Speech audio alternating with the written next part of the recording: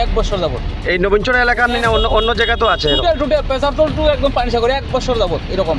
আচ্ছা, আপনি কতদিন যাবত এই রাস্তার উপর দিয়ে যাতায়াত করছেন? 6 মাস কন্টিনিউ আইতেছে, কিন্তু 1 বছর ধরে এই দুর্গতি। এই রাস্তাটা না খারাপ।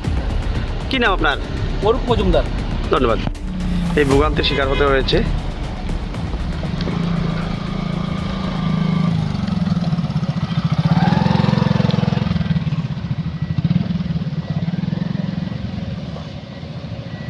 গাড়ি নিয়ে এসে সাধারণ মানুষ এসে আটকে যাইতেছে, এরকম রাস্তা দেখলে তো আপনি কোন জায়গাতে আইতেছেন? এরকম রাস্তাঘাট হলে আমরা কীভাবে করবো? তো সরকার দেখুনের উচিত। খারাপ। প্রশাসন তো আর কি করবো ওখানে ওই বৃষ্টি বাদলের দিন। তা আপনারা তো বাইক নিয়ে চলাচল করছেন প্রতিনিয়ত এই রাস্তার উপর দিয়ে। প্রতিনিয়ত কালকে তো আমি ওইদিকে ঘুরে গেলাম বিএসএফ ক্যাম্পের দিকে। আমরা ডেলি ডিউটি যাইতে হয়।